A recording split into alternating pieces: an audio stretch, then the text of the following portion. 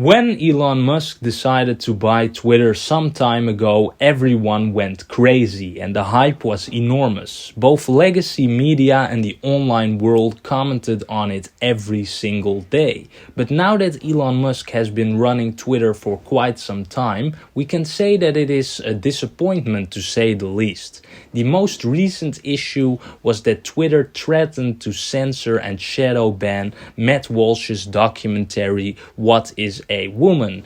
This despite the fact that Twitter initially was very open to a deal with the Daily Wire in which there would be a sponsored launch for the documentary on their platform.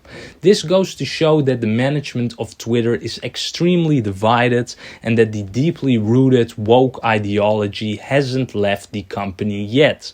They went all the way from a launch deal to, oh no, sorry, we will actually ban you. The same goes for misgendering.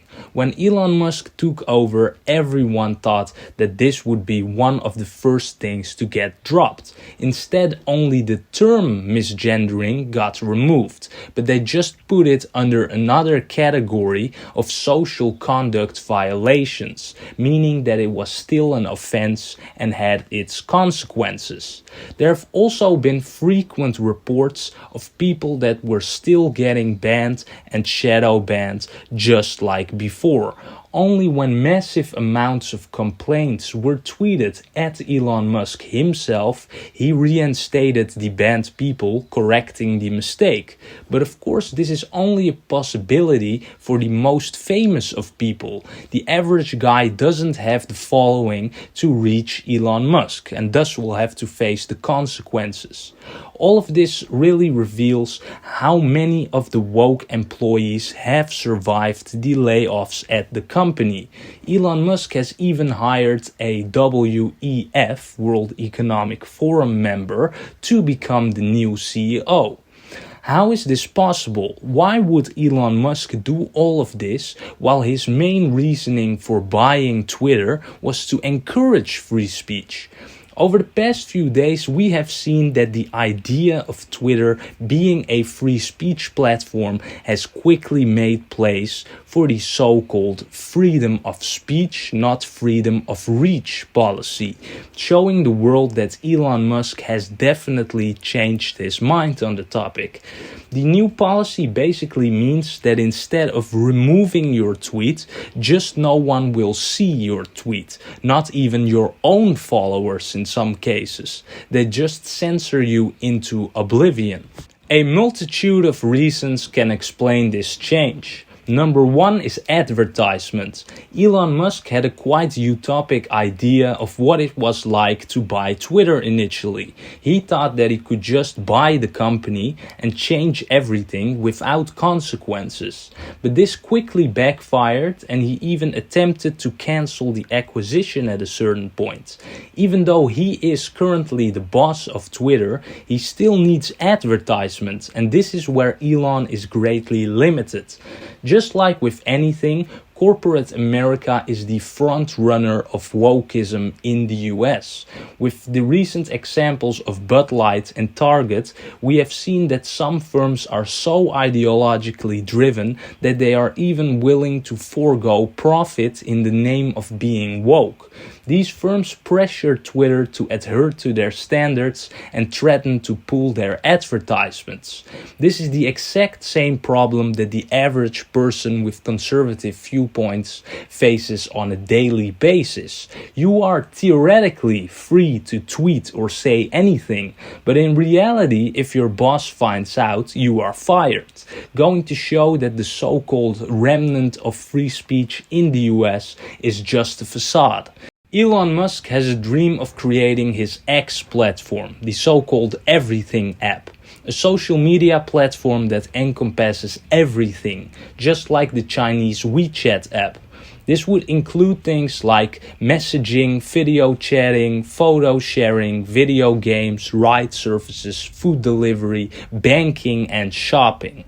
While this may sound like a great idea, this dream actually has to be funded by someone, and unfortunately the woke left holds most power in this regard, as they basically own the whole of big tech.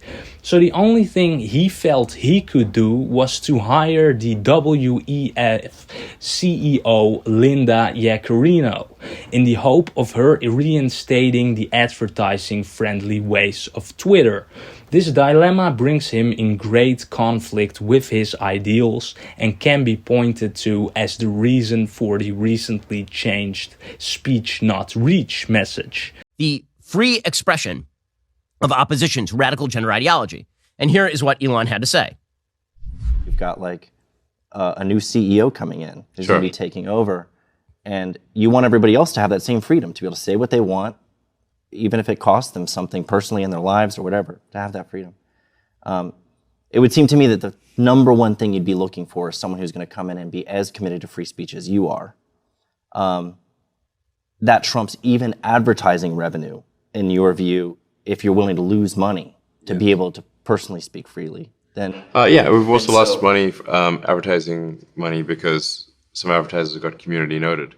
I think we're not going to make all advertisers happy, but I think we'll make most of them happy, and there'd be enough that are happy that to support this platform. But we're not going to compromise on free speech. We're not Elon's commitment. They weren't going to compromise on free speech. The reason I bring that up today is because we are now seeing Twitter compromise on free speech. Another noticeable aspect at Twitter is that Elon Musk has failed to establish clear guidelines, as he had promised. He stated that everyone would know exactly why they were banned and all rules would be clear. Instead, it seems like Elon Musk has assumed the role of a supreme authority on Twitter. He has effectively started a reign as the God King of Twitter, doing whatever he likes without any accountability and using his own accounts to validate his decisions.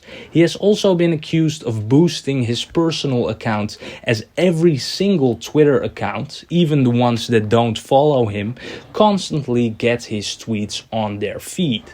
This creates the situation in which there is no real transparency and he just does whatever he likes, treating Twitter like his expensive personal toy. Even though I greatly support the efforts that are coming from Elon Musk, it is clear that he did not follow up on his promises. And despite his constant message of being a purpose before profit guy, this hasn't manifested itself in any way, and he seems to constantly cave for the cash, which is understandable but still very disappointing. I can see that he is trying his best in the middle of a big tech firm filled with extremists that try to undermine his every move. And even though Twitter might still not be a free speech platform, it is still preferable to one driven by an ideological LGBTQ plus globalist agenda.